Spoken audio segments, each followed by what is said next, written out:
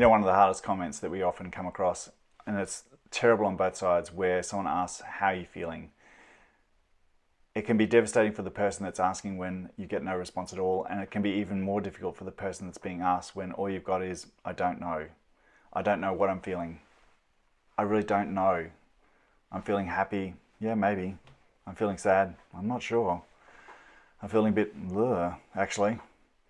So how can someone have a full range of expression of emotions and their depth of feeling, and yet another person that obviously is living their life, has got some feelings, has got some thoughts, and yet can't express it in any way?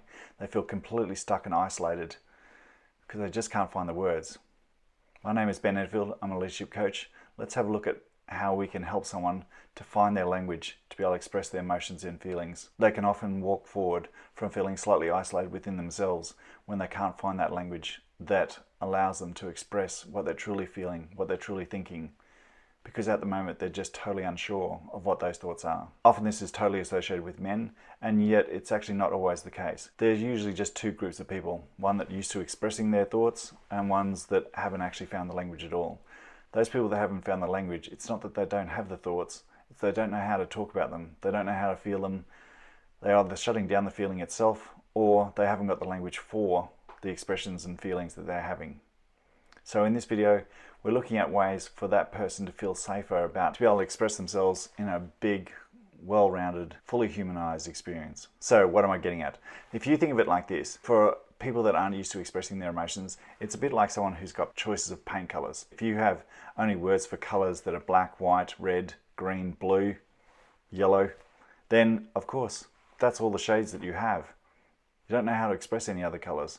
Whereas someone who's got a full range of colors, they can express olive, they can express aqua, they can express all the other things that go in between those colors. And yet we only see green or blue. That's the full range of the emotions that they can express. So of course, it's understanding and accepting the fact that you mightn't have a language for it at the moment. The more you suppress it, the more shallow that your understanding of your own emotions are. You haven't allowed yourself to step into that emotion, so why would you have the language for it? It's totally understandable, isn't it? So instead of punishing yourself even more, allow yourself to just sit with that thought. At the moment, you don't have language or the safety to go beyond, I'm not sure, I don't know what I'm feeling. So the second thing is often actually allowing yourself to genuinely listen to other people when they're expressing their emotions.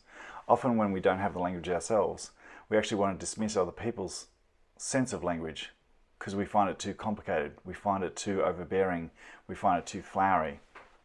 We don't know, well, how could those be in my thoughts? I don't know what they are.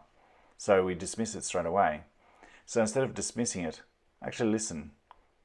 Listen to things that may actually trigger for you the emotion that you're feeling.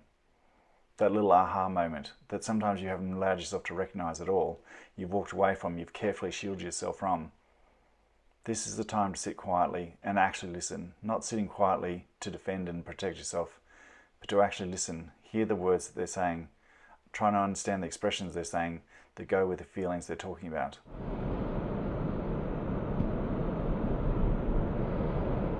So remember, baby steps. If you're actually having any feelings whatsoever, making sure that you're in that safe place to actually express those feelings. Because generally, if you're learning a new language for the first time, you're only going to have very superficial words. They're really occasional big black and white words. How are you?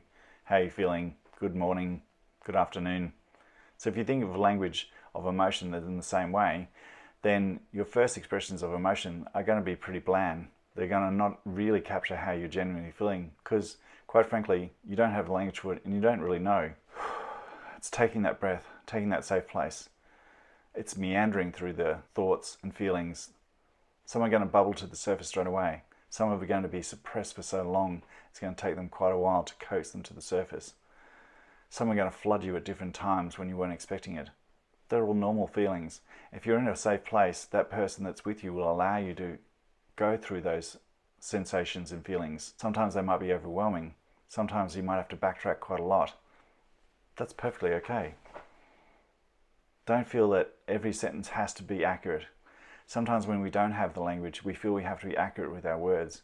Whereas when we're talking about feelings, that's not generally a thing that's dictated by accuracy. Feelings are thoughts. Feelings can meander. Feelings can change. We don't have to be nailed down to one thing in one particular moment. We can say, I'm not sure about this, but I want to feel something about that. Okay, that may be anger. It may start at anger, but maybe it actually is because I can't understand it. Maybe that anger is built up because of a resentment. What's the resentment about? The resentment could be about a past grievance. The resentment could be something that actually is unconnected to that moment. How do I understand those things if all I felt is blah? So this is where you want to be, in that safe place where you can express those things, where you can meander through them, where you can go back and forth. Prying open a lid, little bit by little bit, looking inside. Maybe it's not the lid you wanted to open in the first place. So having that safe place is one of the most essential things that will allow you to grow into that speech and language and expression of genuine feelings. There's no right. There's only understanding and comfort, belonging. If the feelings that you're coming to may not be the people that you think you need to be with, they mightn't be your tribe after all. But suppressing those feelings, walking away from those feelings, hiding those feelings,